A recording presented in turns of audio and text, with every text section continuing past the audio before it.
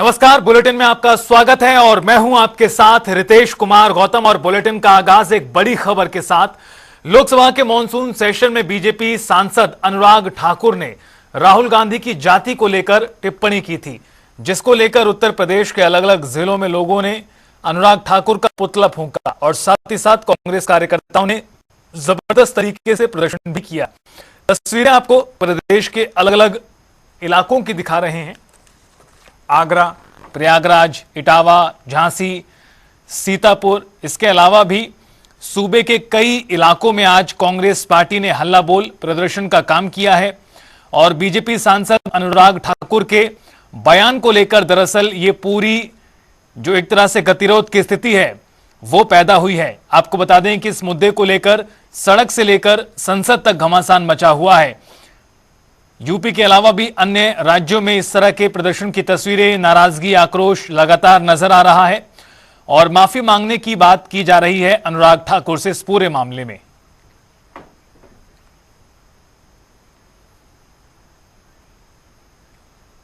पुतला जल गया, अनुराग ठाकुर का विरोध प्रदर्शन भी हो गया। जगह जगह पुलिस ने पुतले को रोकने का प्रयास किया, लेकिन सब लोगों की भावना थी कि ऐसी भाषा जो पूरी दुनिया के अंदर एक नेतृत्व के कमजोर आदमी की आवाज के प्रतीक माने जाते हैं, राहुल गांधी, उनके लिए कोई भी व्यक्ति अभद्र भाषा का प्रयोग नहीं करे। कल जिस तरह देश की सबसे बड़ी महापंचायत में मंदिर के अंदर देश के नेता राहुल गांधी की जाति के ऊपर टिप्पणी की अनुराग ठाकुर ने, उन्हें एक्सीडेंटल हिंदू बताया। जिस तरीके से कल संसद भवन के अंदर माननीय राहुल गांधी जी के खिलाफ जाति सूचक जो गालियां दी गई हैं अनुराग ठाकुर की ओर से, हम उसकी कठोर निंदा करते हैं। और अनुराग ठाकुर की जिसकी जात का पता ना हो, वो माननीय राहुल गांधी जी के ऊपर, जिनके खानदान पूरा इतिहास रहा है शहीदी का, और कमला नेहरू से लेके मोतीलाल नेहरू तक तमाम लोग, इंदिरा गांधी से लेके तमाम लोगों के बारे में वो अशब्द बोले हैं। मैं इनके खिलाफ या आज यहाँ पे पुतला फूका हूँ, उनके पोस्टरों पर चप्पल से पीटा गया, उनको आग के हवाले किया हूँ और ये मांग करता हूँ कि सांसद सदस्यता उनकी भंग होनी चाहिए, क्योंकि जिस तरीके से उन्होंने जाति सूचक कहा है। आज हम लोगों ने उत्तर प्रदेश कांग्रेस कमेटी के आह्वान पर, माननीय प्रदेश अध्यक्ष अजय राय जी के आह्वान पर, आज हम लोग जो संसद में हमारे नेता राहुल गांधी के खिलाफ अनुराग ठाकुर जी ने अभद्र टिप्पणी किया, उसी को लेकर के आज हम लोग पुतला फूंकने का काम कर रहे हैं। हमारी मांग है कि उनका संसद से निलंबन हो, उनके खिलाफ कार्रवाई हो, जिससे कि दोबारा कभी भी इस तरह का कोई भी हिम्मत न जुटाए इस तरह की भाषा का प्रयोग करने की। और चलिए अब आपको खबरें दिखाते हैं जनता रिपोर्टर में। दिल्ली में हुए हादसे के बाद जहां 4 लोग की मौत हो गई थी, अब उसको देखते हुए यूपी सरकार भी अलर्ट मोड पर है और ऐसे में सीएम योगी के आदेश के बाद प्रयागराज में भी सख्ती बरती जा रही। बता दें, प्रयागराज विकास प्राधिकरण और अग्निशमन विभाग के द्वारा चेकिंग अभियान चलाया जा रहा है और सभी बिल्डिंगों को चेक किया जा रहा है कि मानक के अनुरूप उसमें काम हो रहा है कि नहीं हो रहा है। और साथ ही अग्निशमन विभाग जाकर चेक कर रहा है कि बेसमेंट में कोई कोचिंग तो नहीं चल रही। अगर कहीं ऐसा कुछ भी पाया जा रहा है तो सख्त निर्देशित किया जा रहा है और उसको बंद कराया जा रहा है। उसी कड़ी में पीडीए भी अब तेजी से काम कर रहा है और पीडीए ने आज एक कोचिंग बेसमेंट में चलता हुआ डिजिटल लाइब्रेरी पाया, जिसको सील कर दिया है। बता दें, पत्रिका चौराहे के पास एक डिजिटल बेसमेंट में कोचिंग चल रही थी, जिसको पीडीए ने सील किया है और सीलिंग की कार्रवाई करते हुए वहां पर पोस्टर भी लगाया है। और इसी तरह से अब सख्ती बरती जा रही है कि कोई भी कोचिंग बेसमेंट में न चले, क्योंकि प्रयागराज में भी लगातार जल भराव की समस्या देखी जा रही है। अगर ऐसे में कहीं बेसमेंट में कोचिंग चलती है तो उस पर सीलिंग की कार्रवाई और सख्त कार्रवाई के निर्देश अग्निशमन विभाग और पीडीए के द्वारा दिया जा रहा है। अब देखना होगा इस पर आगे किस तरह की और कार्रवाई होती है। फिलहाल अभी तक अग्निशमन विभाग ने करीब 50 से ज्यादा बिल्डिंगों को चिन्हित करके उसमें चेकिंग अभियान चलाया है और जहां कुछ कमी भी मिली है, मानक के अनुरूप काम नहीं हो रहा, तो उन्हें सख्त निर्देश दिए कि उसको पूरा किया जाए। जनता टीवी के लिए सैयद मोहम्मद आमिर, प्रयागराज। खबर है जनपद मऊ से। बता दें कि सावन की पहली बारिश और बता दें तेज आंधी के साथ बारिश आई है और लोगों को काफ़ी राहत भरी सांस लेने को मिला है। और देखा जाए किसानों की बात कर ले जाए, जो किसान खेत में धान की रोपाई करके छोड़ दिए थे और लगातार देखा गया कि पानी की कमी मिलती थी, लेकिन ये बारिश जो पहली बारिश सावन की आई है काफ़ी ज्यादा आंधी के साथ बारिश आई है और लोगों को काफी, किसानों को काफी राहत मिला है बारिश से। और लगातार देखा जा रहा है तो बारिश सुबह से ही लगातार बारिश हो रहा है और तेज आंधी के साथ बारिश हो रहा है। और किसानों के साथ साथ आम जनमानस जो काफ़ी भीषण गर्मी से परेशान हुआ करते थे, लोग बीमार पड़ जा रहे थे, लेकिन देखा जाए तो जो आंधी और पानी आया है ये लोगों को काफ़ी राहत भरी सांस लेने के लिए वो किया है। और जनता टीवी के लिए मऊ से विवेक चौहान की रिपोर्ट। उत्तर प्रदेश सरकार भले ही लगातार शिक्षा को लेकर बढ़ावा देने की बात करती है, लेकिन इटावा में एक ऐसा मामला देखने को मिला जहां नगला तीर जो पूरी तरीके से सरकारी विद्यालय है और जो कहीं ना कहीं देखा जाए प्रधानाचार्य जो अपनी मनमानी के तरीके से पूरी तरीके से बच्चों के साथ भविष्य के साथ खिलवाड़ करती नजर आ रही है। वहीं ये देखा जा रहा है कि जिस तरीके से पूरी तरीके से बच्चों को अगर टॉयलेट या किसी प्रकार की समस्या होती तो उनको विद्यालय के बाहर जाना पड़ता है, क्योंकि जो टॉयलेट बने हुए हैं उनमें लगातार ताला पड़ा हुआ है। अब देखना ये होगा कि जिस तरीके से देखा जाए शिक्षा का मंदिर कहे जाने वाला एक बार फिर कहीं ना कहीं इटावा जनपद के नगला तीर में सुर्खियों में देखा जा रहा है। पिछली वर्ष भी लगातार कुछ खामियां देखी गई थी, लेकिन अभी तक जांच का हवाला देते हुए अभी तक कोई कार्रवाई नहीं हुई, जिसके लिए एक बार फिर कहीं ना कहीं प्रधानाचार्य अपनी मनमानी करने में लगी हुई हैं। देखा ये जा रहा है कि बच्चों के साथ पूरी तरीके से मिट्टी ढोने का काम, ईंटों ढोने का काम और कहीं ना कहीं देखा जाए लगातार किया जा रहा है। भले ही ग्रामीण क्षेत्र के जो विद्यालय सरकारी विद्यालय में लोग अपने बच्चों को पढ़ाने के लिए पूर्ण रूप से एकत्र आते हैं, आखिर जिस तरीके से देखा जाए तो सरकारी विद्यालय की कहीं ना कहीं एक बार फिर पोल खुलती नजर आ रही है। अब देखना ये होगा कि आखिर ऐसे विद्यालय पर जो पूरी तरीके से जो लापरवाह प्रधानाचार्य उन पर क्या कार्रवाई की जाएगी। देखा ये भी जा रहा है कि मिड डे मील में भी पूरी तरीके से घोटाला देखने को मिल रहा है, जिसकी लगातार शिकायतें भी की गई थी, लेकिन अभी तक कोई एक्शन नहीं हुआ गया। अब देखना ये होगा बीएसए से जब बात की गई तो उनका कहना है जांच के बाद अगर दोषी पाई जाएगी तो पूरी तरीके से उन पर जो है कार्रवाई की जाएगी। अब देखना ये होगा कि पूरी तरीके से ये तस्वीरों में भी देखा जा रहा है कि बच्चे ईंटों का कार्य करते दिखाई देते नजर आ रहे हैं और कहीं ना कहीं शौचालय में ताला रखा हुआ नजर आ रहा है। इस तरीके के जब प्रूफ भी सामने दिखाई देते नजर आ रहे हैं, फिर भी जो है जांच का हवाला देकर जो कार्रवाई करने की बात करते नजर आ रहे हैं, क्योंकि कई बार बीएसए को इस विद्यालय की शिकायत मिलने के बाद भी अभी तक कोई कार्रवाई नहीं हुई है। कैमरा पर्सन के साथ राम कुमार राजपूत, जनता टीवी इटावा। नोएडा के सेक्टर 8 में बिजली घर के पास बनी झुग्गी में सुबह के समय 3 बजे करीब आग लग गई। आग देखते ही देखते आग ने भयंकर रूप ले लिया और घर के अंदर झुग्गी के कमरे में 3 बच्चे और उनके पिता सोए हुए थे। बड़ी मुश्किल से उनको बाहर निकाला गया, लेकिन तीनों बच्चे और पिता बुरी तरह झुलस गए, जिनको जो है इलाज के लिए जिला अस्पताल में भर्ती कराया गया। वहीं सूचना मिलते ही मौके पर दमकल गाड़ियां पहुंच गई, आला अधिकारी भी पहुंच गए, जिन्होंने बड़ी मशक्कत के बाद झुग्गी की आग को तो बुझा लिया, उस पर काबू पा लिया। लेकिन सबसे दुखदाई बात यह हुई कि उस आग में झुलसे हुए 3 बच्चों की मौत हो गई और पिता की हालत गंभीर है। पिता की हालत को देखते हुए फिलहाल डॉक्टरों ने उन्हें दिल्ली के सफदरगंज अस्पताल में जो है रेफर कर दिया गया है और अधिकारी जो है वो इस जांच में जुटे हुए हैं कि आखिर झुग्गी में आग लगने का कारण क्या था। बाकी बने रहिए हमारे साथ और देखते रहिए जनता टीवी। मैं जूही श्रीवास्तव वीडियो पर्सन के साथ नोएडा। रायबरेली पुलिस अधीक्षक का कार्यालय बना चर्चा का विषय। दरअसल रायबरेली पुलिस अधीक्षक अभिषेक अग्रवाल के कार्यालय परिसर में ही चोरों ने हाथ साफ कर दिया है। दरअसल कार्यालय परिसर में इन दिनों सौंदर्यीकरण का कार्य चल रहा है, जिसको लेकर कार्यालय परिसर में रखा हुआ सामान पे चोरों ने हाथ साफ कर दिया। बताया जा रहा है कि लगभग 25 से 30 हजार रुपए का सामान चोरों द्वारा चोरी कर लिया गया है। फिलहाल एसपी ऑफिस परिसर में इस तरह की चोरी की घटना से रायबरेली पुलिस की किरकिरी जरूर हो रही है। राहुल मिश्रा, जनता टीवी, रायबरेली। यूपी विधानसभा का तीसरा दिन था और सबसे बड़ी बात इस तीसरे दिन रही कि सीएम योगी आदित्यनाथ विधान परिषद में घोषणा की कि यूपी सरकार अब एनपीएस के कर्मचारियों को 10 की जगह 14% जो है सहायता देगी, यानी उनको जो सरकार का हिस्सा है वो 14% होगा, 10% बढ़ गए। लेकिन साथ में उन्होंने कहा कि हम जो है जब ये योजना घोषित की गई उसके बाद बसपा और सपा की सरकार थी और बसपा और सपा की सरकार ने किसी तरह लोगों को जो है एनपीएस के तहत नहीं लाई और जो उसमें दिक्कतें अब आई हैं। तो इसको भाजपा सरकार जो है ला रही है और भाजपा सरकार एनपीएस में ज़्यादा से ज़्यादा लोगों को फायदा देगी। दूसरी तरफ जो है सदन की स्थिति क्या रही कि सदन में आज लव जिहाद पर चर्चा हुई और उस पर सरकार ने पक्ष क्लियर किया कि लव जिहाद के मामले में किसी को गलत नहीं फंसाया जाएगा और जो गलती करेगा उसको बख्शा भी नहीं जाएगा। लेकिन उन्होंने सीधे कहा किसी वर्ग को परेशान होने की जरूरत नहीं है, कोई निर्दोष को सजा नहीं मिलेगी और किसी तरह भी जो है किसी ऐसे व्यक्ति को नहीं फंसाया जाएगा जो इसमें शामिल नहीं होगा। लेकिन साथ चेतावनी भी दी कि जो लव जिहाद में शामिल होगा, जो निर्दोषों को फंसाएगा, तो स्वाभाविक है कि उसके ऊपर एक्शन होगा और उसको सरकार नहीं बख्शेगी।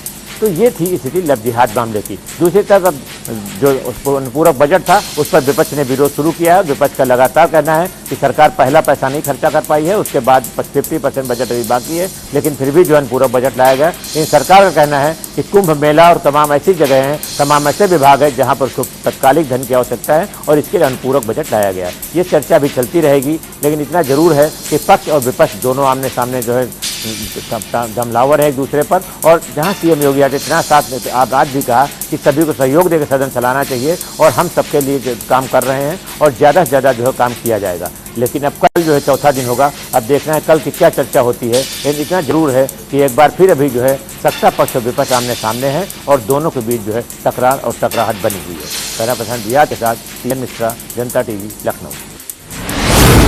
कुशीनगर में तेज धूप और भीषण गर्मी और बिजली कटौती को लेकर के आम जन परेशान है। आपको बताते चले कि लगातार बिजली कटौती होने के कारण आम जनों की परेशानी लगातार बढ़ रही है। वहीं आज बिजली कटौती को लेकर के पदरौना नगर के भाजपा कार्यकर्ताओं ने आज पदरौना के बिजली विभाग पर धरना दिया और बिजली विभाग के कर्मचारी और अधिकारियों पर लापरवाही का आरोप लगाते हुए नारेबाजी किया।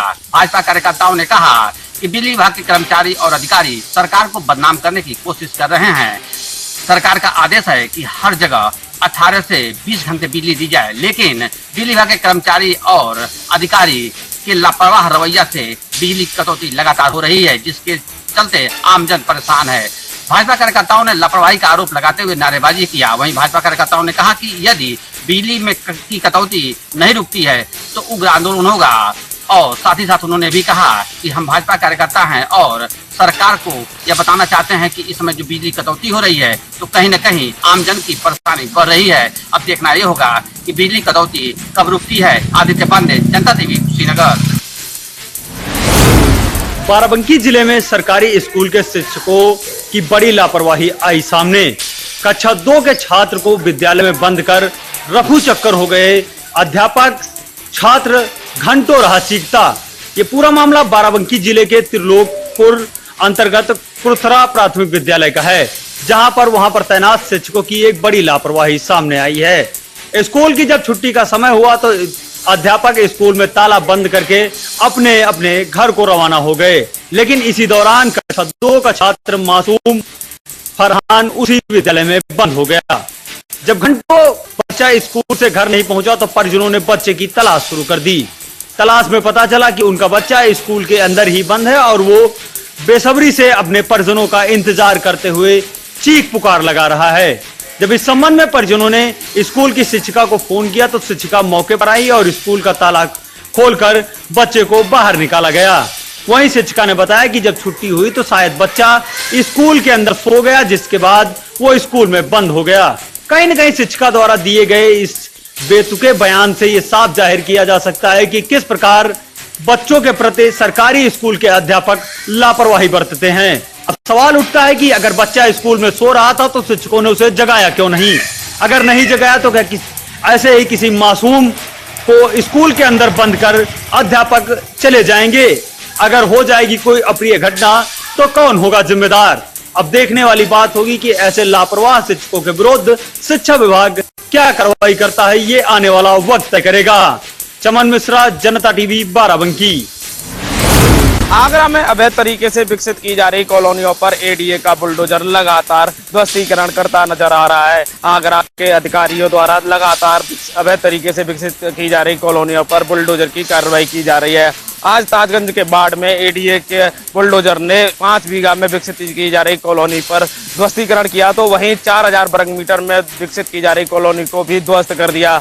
आगरा एडीए अधिकारियों की मंशा से साफ जाहिर होता है कि अवैध तरीके से अगर निर्माण और कॉलोनी विकसित की जाएंगी तो एडीए का बुलडोजर ध्वस्तीकरण लगातार करता रहेगा। वहीं अधिकारियों की माने तो अधिकारियों का कहना है कि अवैध तरीके से अगर कॉलोनी और भवन का निर्माण किया जाता है तो बुलडोजर की कार्रवाई की जाएगी और उसका ध्वस्तीकरण किया जाएगा। ब्रजकिशोर शर्मा, जनता टीवी, आगरा। कानपुर के सजेती थाना क्षेत्र के अकबरपुर बीरबल गांव में उस समय हड़कंप की स्थिति मच गई जब 4 वर्षीय बालक का शव गांव के ही व्यक्ति के पशेबाड़े में गड़ा हुआ मिला। आपको बता दें, सजेती थाना क्षेत्र के अकबरपुर बीरबल गांव में संजय निषाद ने 2 दिन पहले अपने बालक की गुमशुदगी की रिपोर्ट सजेती थाना में कराई थी। पुलिस बालक को जोर शोर से ढूंढ रही थी। इसी बीच बुधवार दोपहर को बालक का शव ब्रजलाल के पशुबाड़े में गड़ा हुआ मिला। परिजनों का आरोप है कि ब्रजलाल तथा उसके बेटे रमेश ने ही बालक की हत्या की है तथा उसे पशुबाड़े में छुपाया है। आपको बता दें कि परिजनों ने बताया है कि ब्रजलाल तथा संजय निषाद का कई दिनों से मोबाइल तथा रुपए चोरी का विवाद चल रहा था और हत्या उसी के लिए की गई है। वहीं पुलिस ने जांच में तेजी के लिए डॉग स्क्वाड तथा फॉरेंसिक टीम को भी बुला लिया है तथा आरोपियों को गिरफ्तार करके थाने ले जाया गया है, जहां उनसे गहन पूछताछ हो रही है ताकि आगे की विधिक कार्यवाही की जा सके। कैमरा पर्सन हनुमान सिंह के साथ आरती त्रिपाठी, जनता टीवी, कानपुर। दिल्ली में हुए बेसमेंट हादसे के बाद से झांसी का जेडीए प्रशासन अलर्ट मोड पे है। यहां पर लगातार मीटिंग करी जा रही है। झांसी के जेडीए के अधिकारी और उच्च अधिकारी मिलकर एक सम्मिलित मीटिंग कर रहे हैं, जिससे तत्काल प्रभाव से यहां पर जो अवैध बेसमेंट बने हुए हैं उस पर तत्काल प्रभाव से कार्रवाई की जा सके। झांसी के जेडीए सचिव से बात करने पर उन्होंने बताया कि इसमें तुरंत ही कार्रवाई अमल में लाई जा रही है, जिसमें जो भी मानक के अनुरूप बेसमेंट नहीं है उस पर तत्काल कार्रवाई की जा सके, जिससे कहीं पर भी दिल्ली जैसा हादसा ना हो पाए। लेकिन अगर हम झांसी की बात करें तो झांसी में तमाम ऐसे होटल्स हैं जिसमें बेसमेंटों में लगातार कार्यक्रम आयोजित कराए जाते हैं जो कि मानक के अनुरूप नहीं है। और झांसी के 2 पेट्रोल पंपों के बीच का एरिया, इलाइट चौराहे का जो सबसे व्यस्तम एरिया है, उसके पास 2 पेट्रोल पंप होने के बाद वहां पर अगर देखा जाए तो तमाम बेकरी बेसमेंटों में चल रही हैं। तमाम इस तरह के बेसमेंट हैं जो मानक के अनुरूप कतई नहीं हो सकते। देखना होगा कि इस पर जेडीए प्रशासन किस तरह की कार्रवाई कर पाता है और यह कितने दिनों तक अमल में लाया जा सकता है कि बेसमेंट ना खुल पाए, क्योंकि कई बार ऐसा हुआ है, कई बार कार्रवाई हुई और उसके बाद नोटिस थमाने के बाद, नोटिस के नाम के बाद कि नोटिस दे दिया गया है, प्रशासन अपनी जान बचा लेता है, लेकिन उसके बाद वहां पर कोई भी कार्रवाई नहीं होती है और वो बेसमेंट या वो मानक के अनुरूप जो होटल नहीं होते हैं या हॉस्पिटल नहीं होते हैं, जो भी जो कॉम्प्लेक्स होता है वो लगातार चलता रहता है। कैमरामैन राज गौतम के संग दीपक जौहरी, झांसी। लोगों को स्वास्थ्य को लेकर पूरी तरीके से जिला प्रशासन अलर्ट मोड पे आ गई है। आपको बताते चले कि ई सिगरेट पे कोटपा अधिनियम के तहत पूरी तरीके से रोक लगा दी गई है, यानी कि कहीं भी दुकानों पर बिक्री या ऑनलाइन इसे नहीं मंगाया जा सकता है और सार्वजनिक स्थान या किसी भी स्कूल या विद्यालय के पास अगर इसका इस्तेमाल हुआ तो इस पे सख्त कार्रवाई की जाएगी। आपको बताते चले कि ई सिगरेट को लेकर पूरी तरीके से सरकार ने एक निर्देश जारी किया है। उस निर्देश के तहत अब ई सिगरेट पीने पर पूरी तरीके से प्रतिबंध लगा दिया गया है, यानी कि सार्वजनिक स्थान या विद्यालय परिसर या कहीं भी इस तरीके की जगहों पर आप सिगरेट का इस्तेमाल नहीं कर सकते हैं। आपको बताते चलें कि इस प्रतिबंध के बाद जो चिकित्सक हैं वो भी इसको एक सराहनीय पहल बता रहे हैं कि लोगों के स्वास्थ्य के लिए ये एक अच्छा पहल है, क्योंकि इससे लंग्स, फेफड़े और यहाँ तक कि कैंसर रोग भी हो सकता है। तो लोगों का कहना है कि खासतौर से डॉक्टर, चिकित्सकों का कहना है कि ये जो प्रतिबंध लगाया गया है ये पूरी तरीके से सराहनीय पहल है। सुभाष गुप्ता, जनता टीवी, गोरखपुर।